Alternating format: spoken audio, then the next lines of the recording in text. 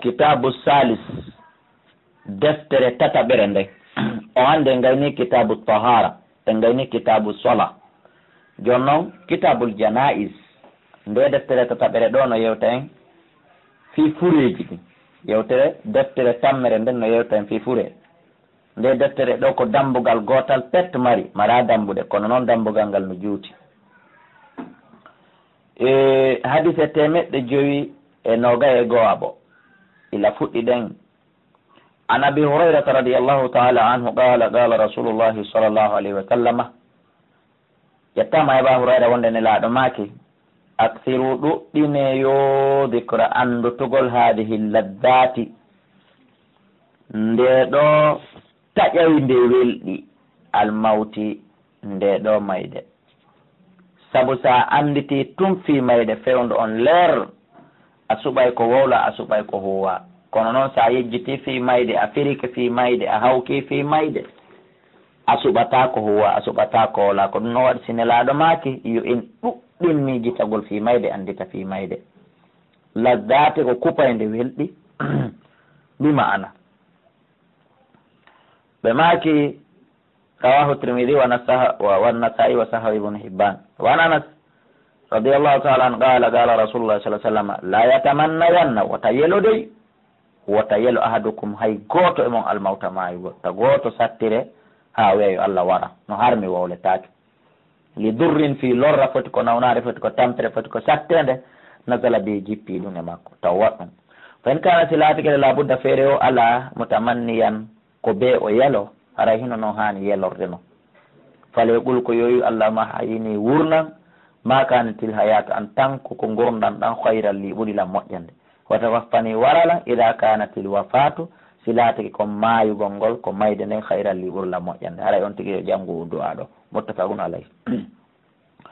wa an buraydata radiallahu taala anhu an nabi sallllahu alayhi wa sallam qala ne laaɗo maki almuminu neɗɗo gonɗinɗo yamutu himo maayida mbi araqil jabini e lakkire tiinde rawahu salasata o sahawa ibn hibban. ko andi ngol en julɗo gomɗinɗo sino mayde o lakkete ka tiinde seeɗa ko sabi mbinta noon nden lakkere ɗon yiwɗa nde o a yi'aali nde o hara hinde ton ko sabi mbinta noon lakkere nden ko hollu ɗum muusindi mayde nde. joni noon ko gomɗinɗo wiya hihi julɗo goyi fasiqijo goyi keefeero goyi ɓeɗo kañum hara itti sikke. wan abi saidin wa abi hurairata radiallahu taala anhuma qala kamɓe ɗiɗo ɓe inni hadis on koye said e aba hurayra woni ko ƴetta abi said e aba hurayra ɓe maaki kamɓe ɗiɗo wonde qala rasulullah ne laaɗo allah sallah sallam maaki laqqinu mawtakum koni longine maayoɓe moɗon ɓen la ilaha illallahu wi'ugol la ilaha illallahu rawahu muslim wal arba. ko ɗum waɗi no laɓa suɓugol wonowo takko nawnuɗo na wonɗo wonɗo accete takko nawnuɗo ko accete takko nawnuɗo ko aaden faamuɗo islam muññiɗo suusuɗo reedu hara si o yeehi ha o yii o tawi o maayay woni o tañƴinike o maayay woni ɓay ko Allah andi si maayay woni hara o longinaymo o ɗo kalima o kippay ha o wiya la ilaha illallah fii jikkeyo ɗum ɗo woni sakkitorde konngol makko ngol. wona yiiɗo tum partini guite ta koye hulu doga yalta ma piya faaberu ma ɗaɓɓa ko walla ɗum wona ɓen ɗon hana accede e binde nawnuɗo. wa an muqili bun yasarin radiallahu taala anhu anna nabiya sallllahu alayhi wa sallam qala ɓe maki iqra'u jange ala mawtakum e dow maayoɓe mon ɓen yasin suratu yasin wona de jange e dow mayɓe ɓen. annoon enen en jangi hadis on en firimo en faami contraire enen faamuɗen wonde manna koyen jangan yasin mayɓe ɓe wona mayɗo jangante yasin. yasin tigi ngol wonangol jangede hoore fureji ɗin hingol haalani ɓe koɓe jokki kon hana ɓe ala woni taskade firo maggol on hino e nder maggol kangol tigi wonde Allah jeptiniri nde qur'anare li yundaru man kana hayya fiyo nde waajore kala on wuruɗo wona mayɗo de nde waajorte kono hiɓe janga ɗum ɗon ɓe jangana ɗum mayɗo ɗon ñande o ñande ɓe ala darde firongon ɓe tasko. donc ko jange yasin e dow maayoɓe mon ɓen si goɗɗo fukkiti mayde nden satti harayno shar'inayo e janganmo yasin e yurmede Allah wonay saabu yo maayigol makko ngol newo amma mo maayi o jangantake hay hunde on ɗon ko du'anteɗo hande kadi. rawahu abu dawud an-nasai wa sahahu ibn hibban. wa an ummi salamata radiallahu taala anha qalat ɓe make dakala rasulullah ene laaɗo allah naatuno ala abi salama ka aba salama wa gad shaqqa basara ta gite makko ɗen partinike ka o mayata fa hamadahu ne laaɗo munni gite ɗen ombi gite makko ɗen kanko abi salama kanko fure on summa qala refte maki onon kala mo allah muyi yonu takko mayowo inna ruha ande no ruhu ida qubida si o tamama ruhu neɗɗo on si tamama itibawol basar gite ɗin jokkitay ruhu on ɗum ko firi gite ɗen partinoto ayna ruhu mum on ha ruhu on yalta haray wonɓe ɗon ɓen haray ko ɓen ɗon hani on bande mo gite ɗen fa dajja nasu min ahlihi yimɓe goo unsi immorde yimɓe makko ɓen fa qala nelaɗo maki fa dajja ko ɗum woni fesi kan dajja on ko fesugol sonka hara hito gonno yaltiti hito gonno nanade wondude e fesugol linta ko ɗum wiyete fa dajja ay summa saha ko sonkiligoy wa saraka nasun yimɓe goo sonki ko ɗum firo maggal no yimɓe goo sonki immorde e fami makko kanko mayɗo on ɓay ɓe sonki fa qala nelaɗo maki la tadu wota on du'o do wota on wowlu do ala anfusikum e dow wonkiji mon illa bi khairin sowna ko moƴƴi so tawi woni a mayrama ko mayɗo on nafuma o wowlu ko moƴƴi sa jooɗi kaɗon aynugol waɗanowolan hunde kaari on maayi joni ala ko waɗanalan joni ala kami sora joni ala ko wannalan ɗum ɗo haray allah ko ɗum waɗata haray an on a jaɓi ko on ɗon wowi waɗude wona allah o surre allah itta jungo alaɗo maki wota on du'o e hoore mon sowna ko moƴƴi kon faynal malaikata nde no malaika ɓen to amminu ɓe amminay alama taquluna e dow kala ko woloto kamɓe le so ɓe wi amina haray ɗum ɗon jaabiti summa qala reftinelaɗo maki allah makfir li abi salama allah yaafo abi salama warfa darajatahu ɓantu daraja makkon fil mahdiyina wattidamo e nder fiwɓe ɓen wafsah lahu yanñanama fi gabri gabru makkon wana wir lahu ndayginanamo fihi e nder gabru makko wahlufu lontinanamo fi agibihi ɓaawo makko to galle makko ka ɓeygure makko lontinamo koko ɓurimo moƴƴude ma ko wata makko moƴƴude rawahu muslim ko andingolen si julɗo maayi haremo hana waɗaneji ɗiɗo du'aji wan aishata radiallahu taala anha anna nabia sallah sallama none laaɗo allah on hina to woffiya tuma nde ɓe fatino sajjaɓe suddirano bi burdi habrata burdu habra ɗum ko façon wanare ko wanare woni ko ɓe suddira ɗo si wiyama noon habra ko inde mayre on noon no wawi ko wiyeten ɗo conci bamako ma udin ko ɗum woni ko fana mana ko inde concongol ni ko andigol ɗen fure tawi woni fure on ibnu adama o fatike suddirgol mo goɗɗum ha hewta kaburu hara e allah alay ɗum aray ɗum ɗon harma muttafaqun alay hadise on ɗi mana ko fottanaɗo wan ha yettama e maɓɓe kamɓe nene aicha anna ababacre wonde no ababacre ni siddiq radiallahu taala an ɗabbala nabiya ɓe nunnino nelaɗo salah sallam bada mawti ɓawo nelaɗo fatike rawal boukhari ko andigol en sigiɗoma maayi yawgol nunno fure on haray ɗum harma a ñaaka balko hunde hanude daginde kono noon hara kanko fure mayɗo on wona nawnare raaɓore woni ko warimo haray ɗon fure on hana ɓattede wa nabi hurairata radiallahu taala anhu an nabi sallllahu alayhi wa sallam qala ɓe make nafsul mu'min wonki gomɗinɗo mo allah gatun hino wengire ka gaburu makko bidayni saabu ñamande makko nde o ñawli hatta yugoda anu ha nde yoɓanemo ɓawo makko rawa ahmadou at-tirmidhi wa hasana teddugal men enen wiyoɓe ɓiɗɗo gorko duwaka hulde ñamande ɓiɗɗo gorko no duwa hulde ñamande goɗɗo maya ndaare ta julde makko no selli dendanangal de makko no selli ko duwaɗo natude aljanna kono tawi saabu tun masibo fihi mo ñawlino goɗɗo ɗuuɗi fanɗi o maayi o yoɓali allah inna way o ko duwaɗo nadde aljanna kono wengemo ɗo wonki makko darni kiɗata o ha hitande o heeɓi ko yoɓanamo wo ñamande makko nde donc jaga ñamande no hulɓini no duwa hulɓinede no duwa renede mum go'o ɗimmel jaka kadi enen ɓeɓe mawɓe mum e musidɓe mum woni mayide acca jaka hara enen kadi no hanani en daragol moƴƴa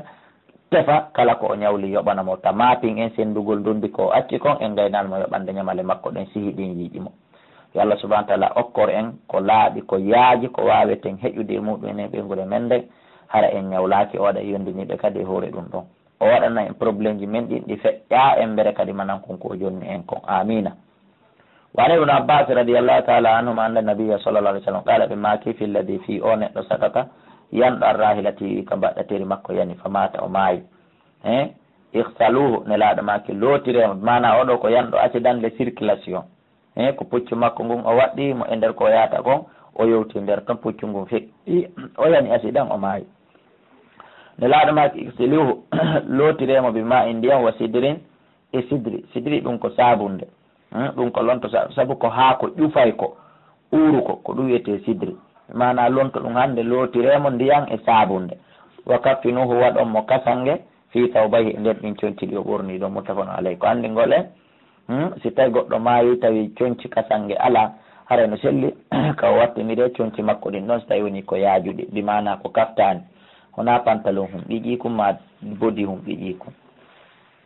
won aicha ka ƴettama enen mi aicha radiallahu taala anha galate lamma aradu tuma ɗe ɓe falano wasla nabiya lotugol nelaɗo sallah sallam ɓa nelaɗo fatike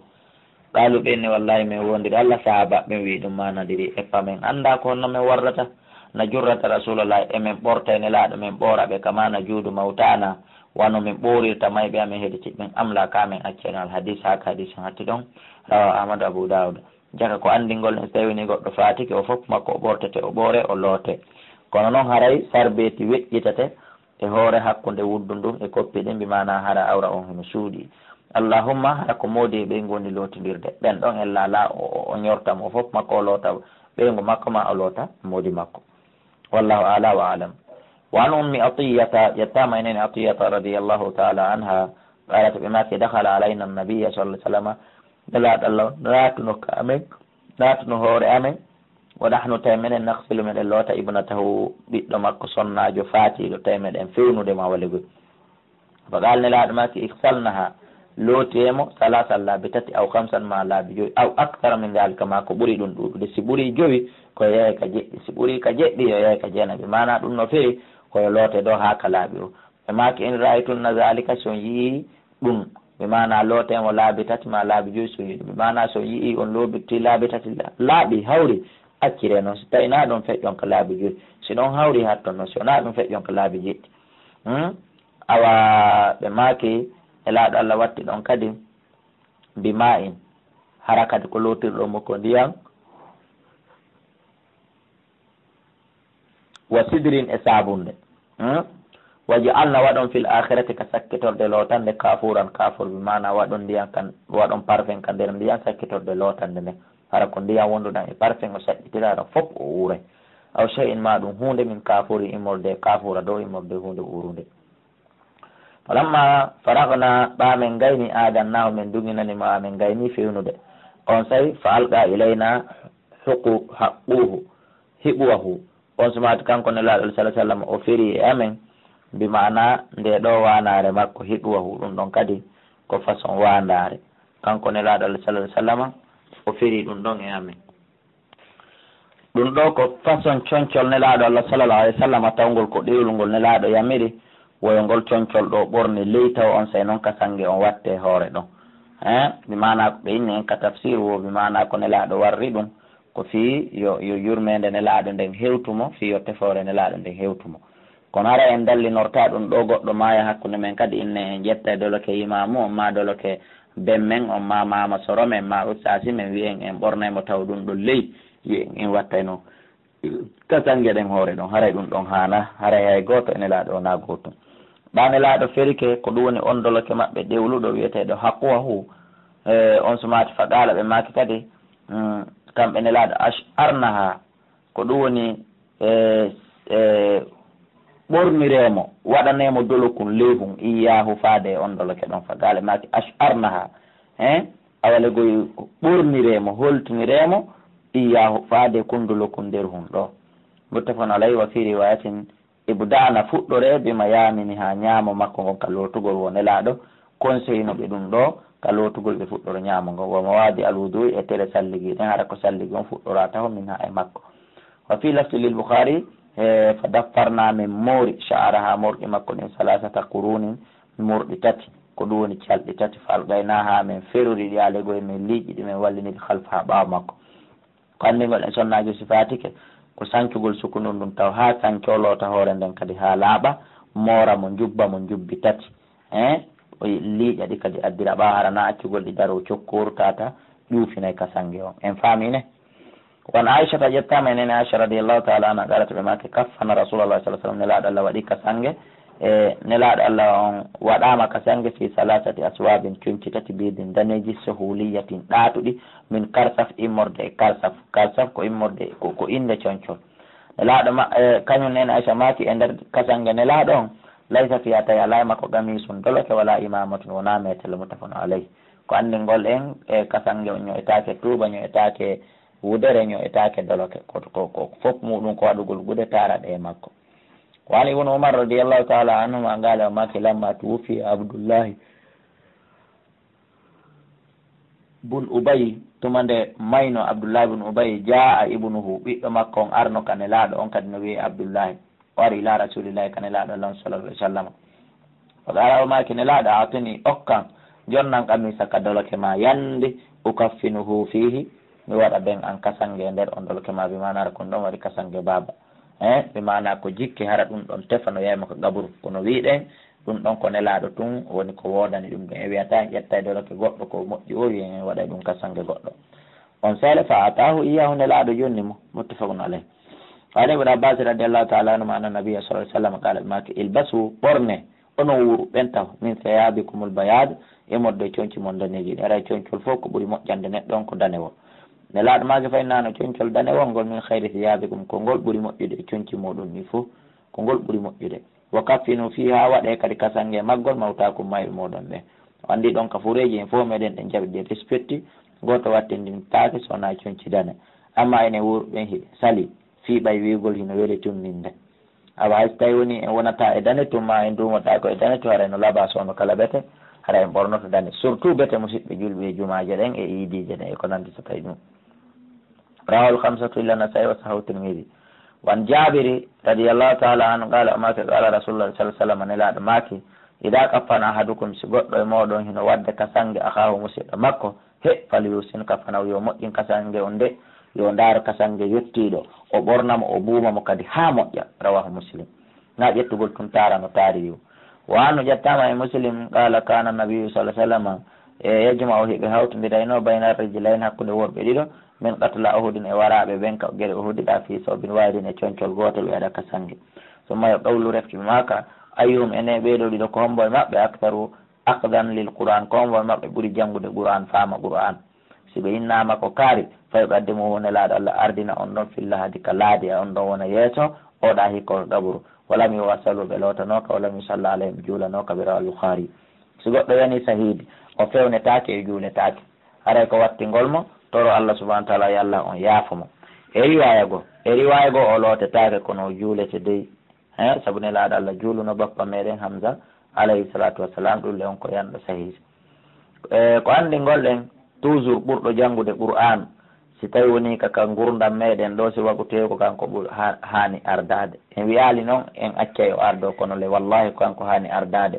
ko woni paykum wo ko woni kanuɗo wo ko woni tawɗo neɓal ka wari e nokkure nde wo haray kanko ɓuuri hanude ardagol ngol o yi jaka hay so tawi woni ɓe maayi tawi woni ɗiɗo no surridede e kabru jaka toujours hani si waɗama laadi haray ko ɓurɗo janngude wo hikkoto yeeso sorne ka ley laadi mo gandal mo jaasuɗen walline ka gabru yaasi watta hande kadi ombita donc hani arduɗon koyo anduɗon ardike hiɓe wuuri o ardike kadi kaɓe maayi e andigol en kadi no selli kadi ɗo suure e gabru goto so tawi woni asugol ngol feere muɗum weeɓa moƴƴa rawal khamsatu illa nasai wa sahahu at-tirmidhi wan jabir ƴettama jabir radiallahu taala anhu qala qala rasulullah sallam nelaɗo maki ida kaffana ahadukum en jangi on ɗon wano ƴettama e makko qaala o maki kana nabi laati ka annabaji Allah sallllahu alayhi wa sallam yejimo himo hawtodirayno rawahu al-Bukhari ko hadiseje ɗe janngude nam wan ali ƴettama ali radiallahu taala anhu qala o maki sami'tu minani annabiya annabaji Allah sallllahu alayhi wa sallam yaqul ɓe maka la tughalu fil kafani waton feƴƴintinka kasangue few kasangue feƴƴintintaka faynawno kasangue yuslabu ko ɓortete ɗum sari an heñeñe ko tongi kasangue ɓortede mayɗo on ko en wattindemo potto ɗen rawahu Abu Dawud ɗaɓɓa ɗo keesuwil kange ma keesuwil plaque ma keesuwil leɗɗe hara ko lesa ɗum satta piri waɗa kasare satta piri nder ton waɗa banaje ko golle puyɗe noon ko tongi o ɓortede ɗum ko en wallindemo potto ɗen ɗum koko ɓortete hawke ka junngo haani ko nelaɗo Allah sallllahu alayhi wa sallam woni ko maaki وعن عائشة رضي الله تعالى عنها أن النبي وندنا نبي الله صلى الله عليه وسلم قال لها ويعني به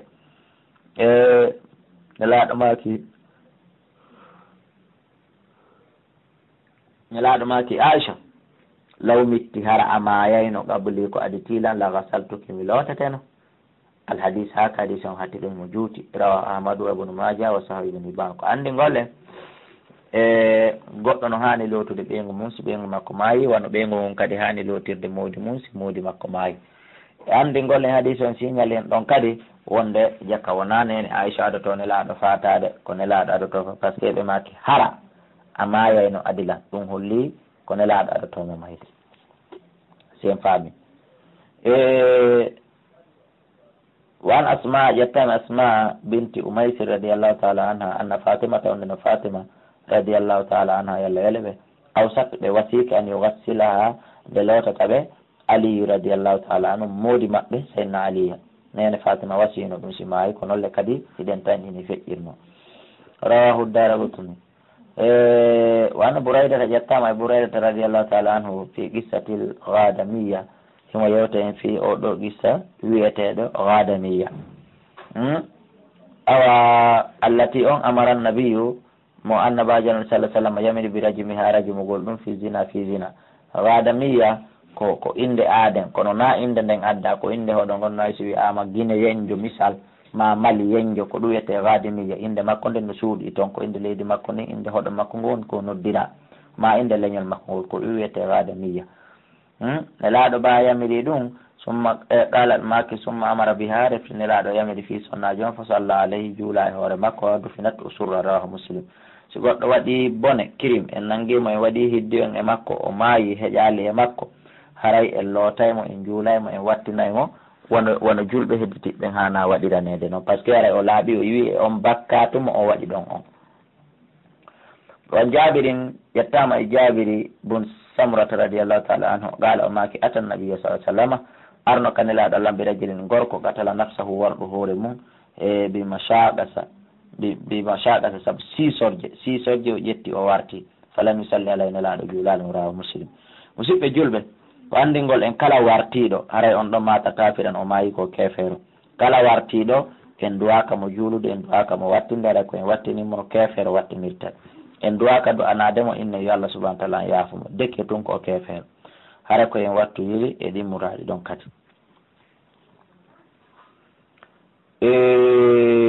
رواه مسلم وعن أبي هريرة رضي الله تعالى عنه في قصة المرأة وقد يتم في قصة صناج التي كانت لا تنور تقوم المسجد في التين وجود دلين كان كتم فايدة وكيفي في تقول جود دلين أو باي أماي صحابة من يوتي في مكة عندنا نلاد جولي واتنوي قال أوي فسأل عنها باي نبي نلاد يال ونلاد لندي في مكة نون النبي صلى الله عليه وسلم فقال بي إيه نلاد ما تتوم ما إنو من واتني فقال نلاد ما أفا لا كنتم on laataaki aada antumuni nde haanu ɗon lan anndinde on duwano kalan anndinde ɗum ɓe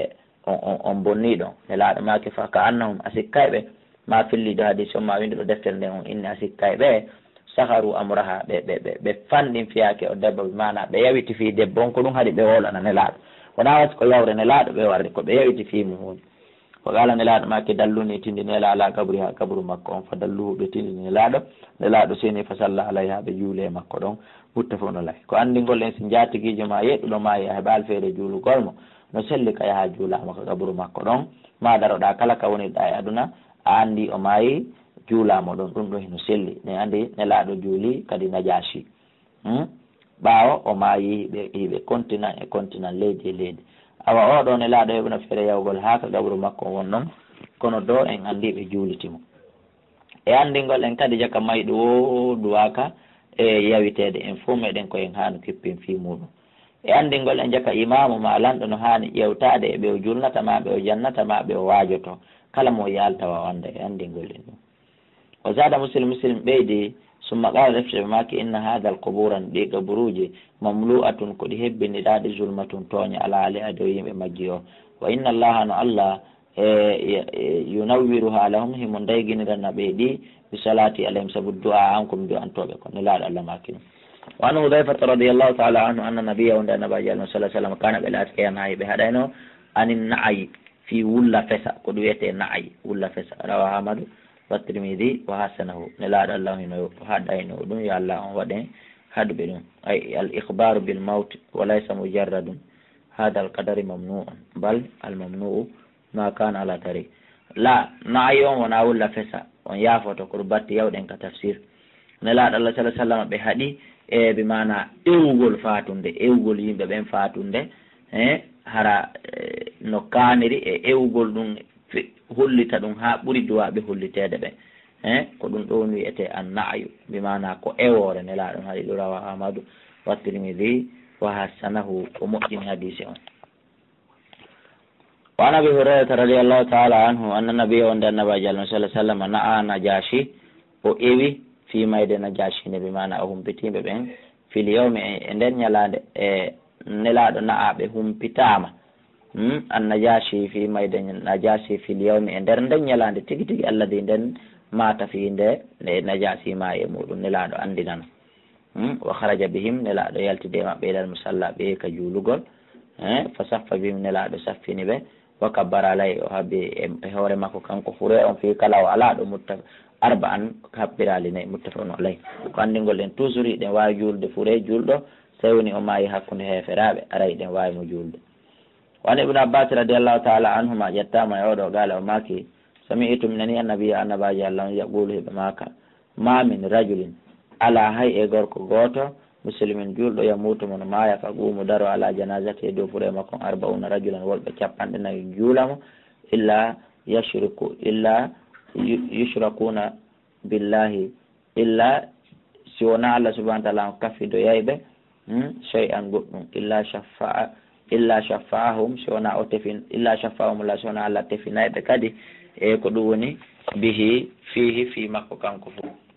yeltitoɗen seeɗa mami rajulen ala hay e gorko muslimin julɗo yamutu mono maaya fa ɓuumu daro ala janasati e dow fure makko fi juulugol mo arbauna capanɗe nayo rajulan yimɓe la yushrikuna billahi shay'an tawɓe sirkanali allah ha hande illa shafaahumullahu fi sona allah tefino yayɓe mo ñande darga ko andingol en yimɓe ɓen no ɗuuɗiri hoore fure wonu moƴƴi e andingol en kadi jaka haray koye reno shirku jaka sa woni shirko a jeeyetake e tefo yoɓɓe ñande darga yo allah dande wan samrata bun jundubi radiallahu taala an qala makki sallaytum juuli wara annabi ɓaawo annabaji allah sallllahu alayhi wa sallam ala imra'atin e dow sonnajo matata mayɗo fini fasi ha ƴiƴam ɓessugo fagama nelaɗo dari wasta ha hakkude makko bi mana ka fewndu reedu muttafaqun alayhi ko andigol en sonnajo sifatike imam o ka fewndu reedu duwa darade naafi tum ɓay oɗa ko mayɗo e nder jibingol o naafi ɗum ono aishata radiallahu taala anha qalat ɓe maki wallahi mi wondiri allah kadi sallah rasulullah gonɗi nelaɗo allah on juuli ala ibnayi bayda e dow ɓiɓɓe ɗiɗo bayda fil masjidi ka juulirde rawa muslim ko andigol en no selli ka furenade ka juulirde juule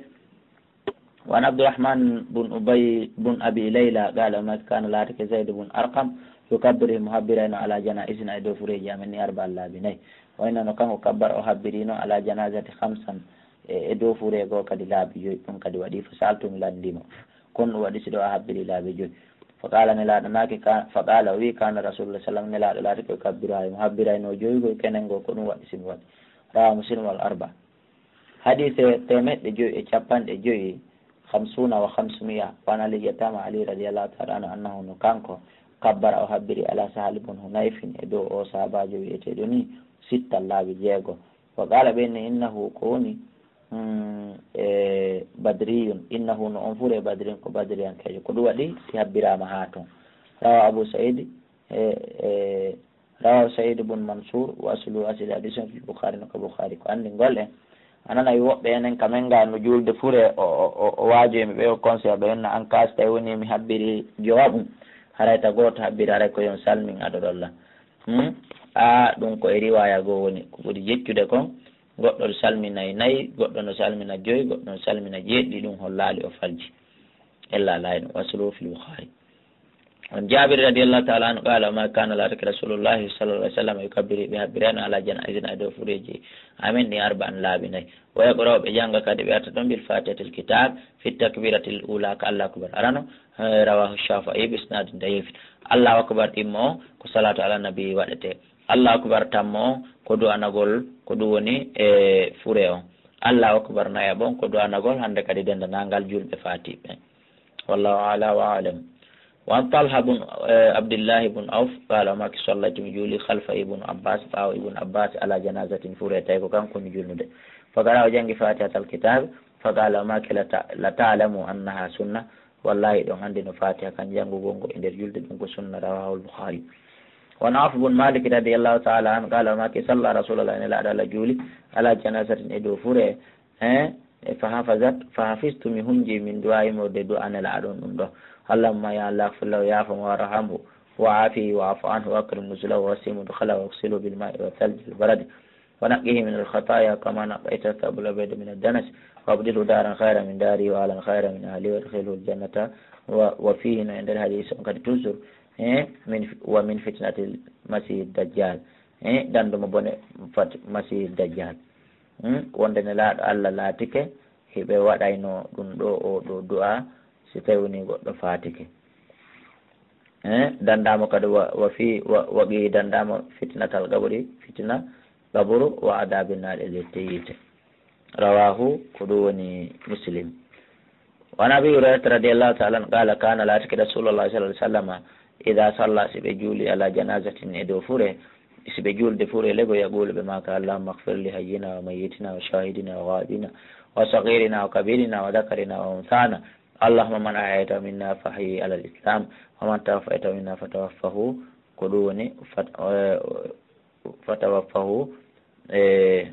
wa man tawaffayta minna fatawaffahu ala al-iman allahumma ya allah la tahrimna wa ta'daw min ajrahu joddi o ni wala taftinna wa ta'fitin min non kadi bada ba makra al muslim wal arba'in fi al hadith on fo sabrun ɗo ko du'a wona ko metti fi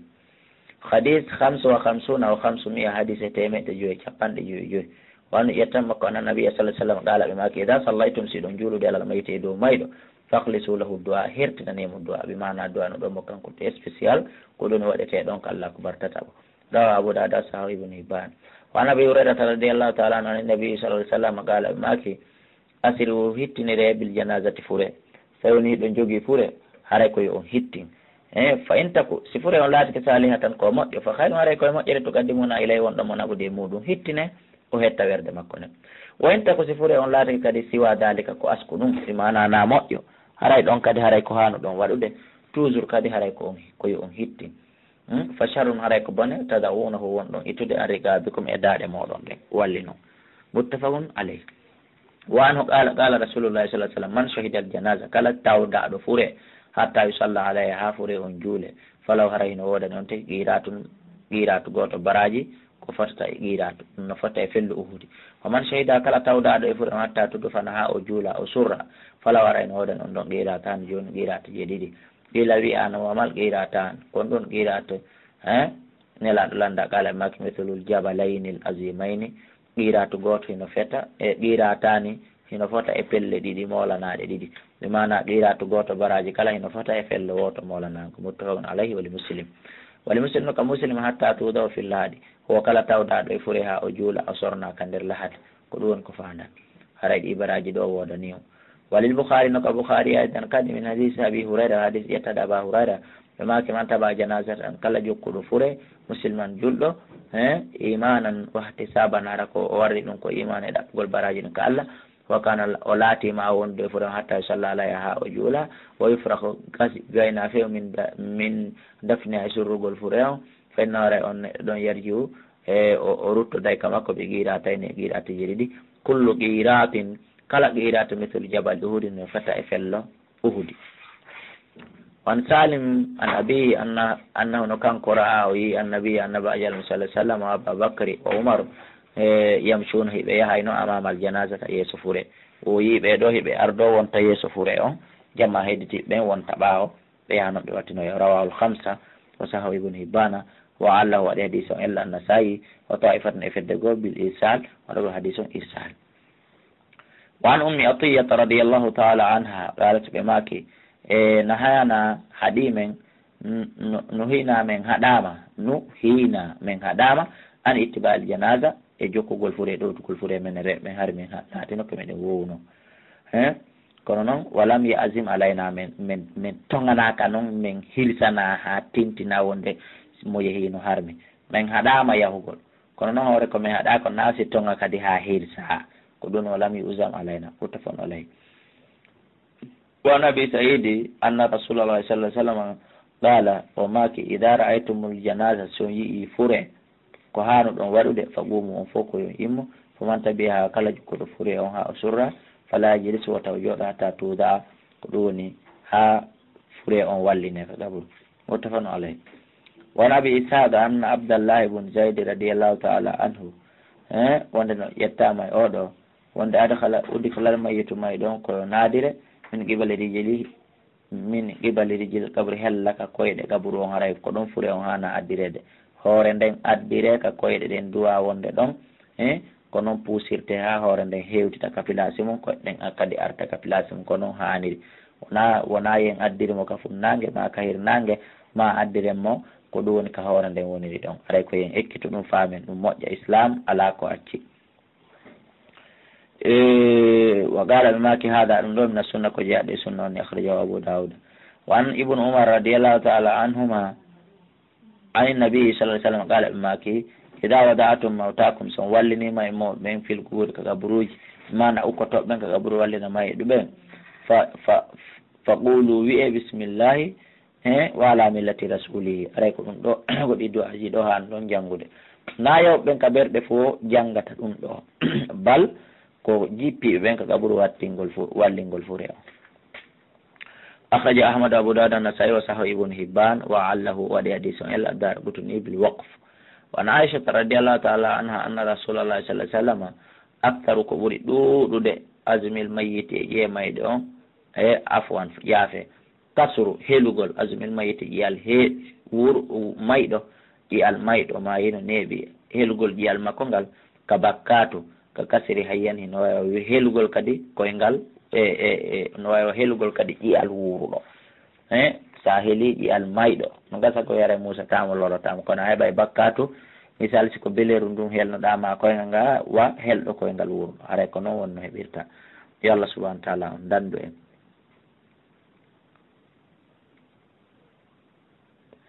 رواه أبو داود بإسناد على شرط مسلم وزاد ابن حبان من حديث أم سلمة في الإثم وبكات ناس كموسيدي. وعن سعد بن أبي وقاص رضي الله تعالى عنه قال الحدوا لي لهدنا ودنا إلى اللهد سعد هو سيك دون وإني ودنا إلى اللهد سماي وانسبوا علي اللبن fempanol lan ko ɗum woni nasban pempal ɓe mana waɗon pidal e hoore am wansibu alayya labina fempon e hoore am birikire nasban e fempugol ɓe mana waɗon pidal ma mande ma birikire ma hayre ko anditire ko gabru an onni fino yimɓe ɓen arda jura golla ko andingol en waɗugol mande mum wono leggal ma hayre ella lay ɗum amma noon dalasugol ɗum e kere buppugol e ñeñugol e windugol bindi haray ɗum ɗo wona ko hanni na ko shari'ina reno ɗen e mum kama sana bi rasulillah woni waɗanelan ɗum wano waɗiran ɗon noon wano nelaɗo waɗirana noon o rawahu muslim. walil bayagino ka bayagi an jabir koye ƴetta jabir radiallahu taala an naha o sifo hadis o zada ɓeydi toon o rafa'a ɓanta gabrahu gabru makko anil addi kadi ga e lenni gada shirin embere cuɓal embere cuɓal ɗum ɗon ɓanta acciti leydi nin towi way o ña escalier hu goto jaka townugol leydi ndi ha ɗuɗa wona boguru jaka ɗum ɗon na kadi ko yamira. o saho ibn hibban wal muslim ka muslim anno ko ƴetta e makko naha rasulullah wonde nelaɗo haaɗi an yujessasal gabru nde gabruji mi watte sima wan yaqada alay e nde ɗi joɗete e hoore mum nelaɗo haaɗi ɗum fo wa anna bayna alayhi wa an yabuni alay e nde mahete kadi e hoore gabruji ɗo fo sakkona ñappa ɗum ɗo fo hanan. wan amir ibn rabi ƴettama e ɗo radiallahu taala anhu e Allah subhanahu wa taala an welemo anna nabiyya sallallahu alayhi wa sallam sallaɓe juuli ala usmana bun mas'un e oɗo sahabajo wiyeteɗo e usmana bun mas'un wa atal kabura ɓe ari ka gaburu fa ata alayhi ɓe ko ɗum woni ɓe umbiti e hoore makko salata hasayatin umbitanɗe tati ko andingol en sa yeehi wattingol fure ayɓi feere no laaɓa ya jaɓa yimɓe ɓen peelowal ngal an kadi umbita seeɗa wawa tawi kamɓe nelaɗo ga woni ɓe daari ko andingol en jooɗetaki ka ɓerɗe rawahu dara ɓutuni. وعن عثمان يتام عثمان رضي الله تعالى عنه يلا لما قال أماكي kana rasulullahi laati kene laaɗo allah sallllahu alayhi wa sallam ida faraha min addafani si ɓe gayni wattingol almayita mayɗo wa gafa alay ɓe darota ka takko gabru ɗon seeɗa wa qala ɓe maka he ko ono yo yimɓe istahfiru li akhikum torane e musidɗo mon on yaafe wasulu lahu torano ɗon mo allah a tasbita tabutugol ka gabru saabu faame annduɗon o annda faynawno kanko allah ana joni joni ko tongi ko en pottade ɗo yusalu ko o landiteteɗo gabru fure on ko tongi mo o wurnitede o yimmo o jooɗo o landite ko ka o accitata ɗon nande hito koyɗe arɓe wattingol mo ɓen ka o acciti nande hito koyɗe ɓen ɗon no ho taw malaika no hewtude hande kadi imminaw rawa abou dada sahawul hakim wan damrata won habib ahadu tabiin woko goto e tabiina ɓen qala wi kanu ɓe laatinoke yastahibuna hiɓe yiɗuno ida suwiya si fondinirama legoye leydi ndin feppinirama hibbama ha gasi alal mayite hoore may ɗon gabraho ko gabru makko alal mayite e dow may ɗon gabraho gabru makko on sarafannaso anhu yimɓe ɓen fof woncitoto no lancitono iwa ɗon hande kadi an yo kala nde ɓe wiyata inde gabri ka takka gabru ɗon taw yafulano ko ayo kaari jammita inde nden qul la ilaha illallah wi la ilaha illallah salasa marrati goɗɗo daro ka takka gabru ɗon ina kaarijo wi la ilaha illallah kaarijo wi la ilaha illallah hatima laabi tati kono ɗum ɗo wona ko lolli wona ko gollirte ya fulano kayo fulano qul wi rabbi allah ko allah jeelan wa dini dina al islam ko islam wa nabii muhammadin annabaji an ko muhammad kono ko golle puyɗe ni wona ko jaɓuɗen ni gollirgol enen ahlu sunna wal jamaa rawayahu said ibn mansour mawqufan hadis on ko darnaɗo wali tabarani waka tarabarani naha sifa hadis an hadis abi umamata marfu'an mutawwalan wa an buraydata bun al-husaybi al-aslami radiyallahu ta'ala an qala umaki qala rasulullah sallallahu alaihi wasallam kuntu milati kana haytukum harimi hadino an ziyaratil qubur juro yagol kaburuji ɗin ka fo yehi laaɗo maki ila ɗo fa zuru ha juuroyeji mi yani mi donte rawahu muslim zala tirmidi ɓeydi ndene laaɗo maki fa innaha sabuno ɗi gaburuji tudakkirukum l akhira yandintinayi on fi lahara sa yehi e gaburu wattinaɗo mo tawata ko onon jombidano maymo ko seeɗa o adamaji on mbeede ma an ko seeɗa adiɗa ma mo weltuduɗa ma jatigijo ma gorko mo sunnindinaɗa misal ma mo jombuɗuɗa andi ɗum ɗon andintinte fi lahara ɓe maki kadi zada ibnu maja oɗo ɓeydi min hadise ibnu mas'ud o watazahada fi dunia watazahada fi dunia wo ɗum ɗo kadi ɓeyday ruɗude on itta on e fi aduna wa an abi hurayrata radiallahu taala anu anna rasulallah laɗallahu la'ana ɓe huuɗi zairatil quburi ɓe hewɓe juuragol kaburuji akhraja tirmidi wa sahahu ibn hibban jomiraɓe gande ko inni ɓane laaɗo huuɗi hewɓe ɓen juuragol kaburuji ɗi sellata ka sonnajo juuroyo few kamɓe wi no harmi woɓɓe go inni o e ɓayne laaɗo ko make ko hewɗo juuragol holli wonde manna so tawi ko si neeɓi ha on tigui ya si neeɓi ha on tigui ya so yehi kadi wullata ton o sonka o fesa haray on ɗon tawaka ɗo amma ko tawɗo hino mari feere mum ko ɗo woni waɗi ɗum mari feere accugol mi mana nelaɗo allah on maaki ko hewɓe waɗugol ɓen ɗo woɓɓe go inni a so tawi on tigui heewa waɗugol haray o tawaka ko ɗum woni e kuddi ndi woɓɓe inni oye kala sonnajo hay so tawi woni ko nde wotere ma laaɓi ɗi matete waɗi e nden gurdam makko ɗon o haray o tawama e mum walla ala walla ko ɓuuri laɓede yo sonna ɓen accuɗon juuroyegol kabaruji ɗin ko noon ɓuuri laɓede amma enen worɓen yahi juuroɗen ko noon ɓuuri kamɓe ɓe joni ka cuuɗi maɓe ɓe miijito fi kaarijo ko ɗum ɓuuri akhraja tirmidi wa sahahu ibnu hibban wa abi saidin al-khudri radiyallahu ta'ala anhu qala la'ana rasulullah ne laaɗo allah huuɗi annaiha ɓeɗo sonkayɓe wal mustam'atu ko ɗum woni e ɓeɗo bantitotoɓe akhrajahu abu dawuda ne laaɗo allah sallallah alih sallam huuɗi kala siforɗo ni no yo allah o dandu e natugol ko ɗum woni e kuddine laaɗo allahumma ma amin annaiha ko wullowo towna hito ngon ko ɗum wiyete naiha harayne laaɗo allah haaɗi ɗum fewi wona hunde hande rafa sawti bi ta'didi shama'ilil mayyit wa mahasin af'aluhu haray ɗum ɗon ko hunde naatde tawde ko hanude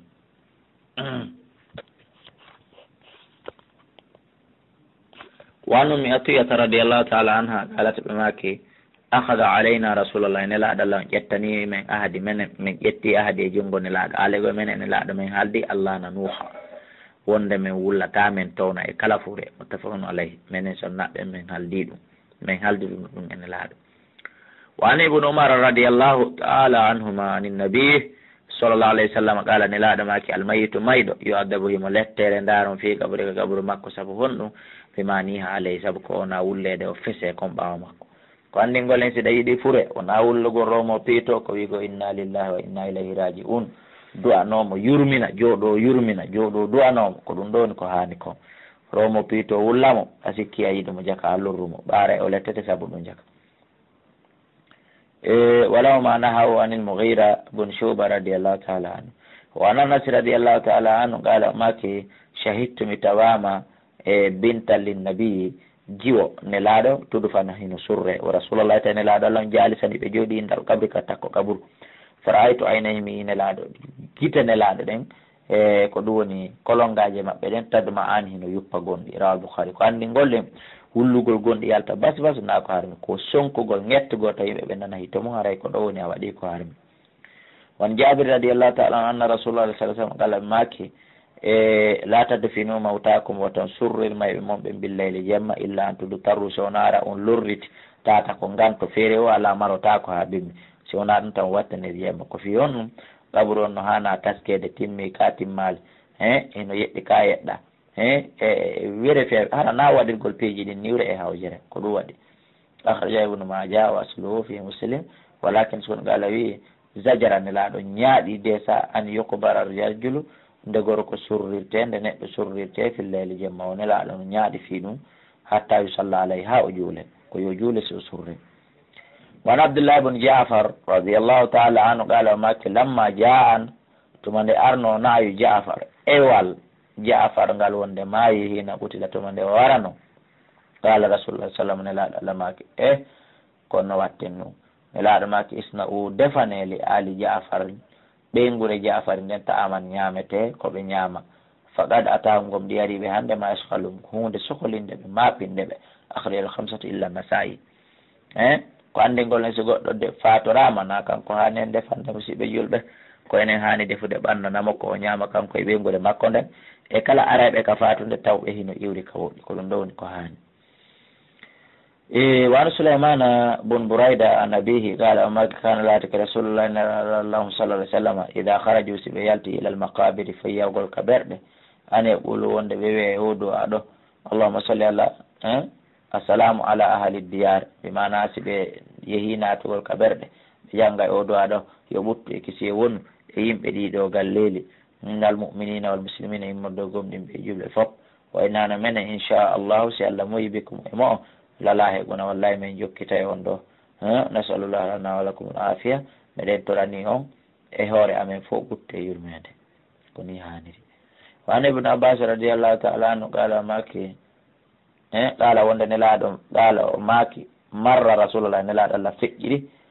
ɓe quburin kaburuji bi almadinata madina fa aqbala alayhim ɓe waji nelaɗo dari fewtini e kaburuji ɗi yeeso maɓɓe fa qala ɓe maki assalamu aleykum ya ahlal qubur jamɓe kisi e mon yo yimɓe gaburuji yahfira llahu lana walakum antum salafuna kono woni ardiɓe men ɓen adiɓe men mayde ɓen awale goy wona hano isri wona hano bil isri menen kadi meɗen yewtide ɓaamo meɗen arde nelaɗo ɓaweteɓe ɓerɗe dari yiili fewtide e ɓerɗe ɗen jangi o duwa ɗo ko ɗum wiyete juuragol rawa tirmidi o kala ɓe maki hasan wona aichata ƴettama nene mi aicha radiallahu taala anha galat ɓe maki gala rasulullah nelaɗo maki la tasubbul mawta woto amwata woto yenno mayɓe ɓen nde fure yennetake woto maayi fay noon no kamɓe aɗafdaw gomɗi ɓe wontidi ɓe hetti dama gadda mo faade ko ɓe ardinno ko soko golle bonɗe soko golle moƴƴe accede ɓe ɗum ɗo yoni ko ɓe hilno hara wona e wolugol fillitto kadi piiji ɗi ɓe wanno ka annaga allah o gonga o soƴƴaki o ɗanaki kadi rawa tirmidi o gal hasan kono aichat radiallahu taala anha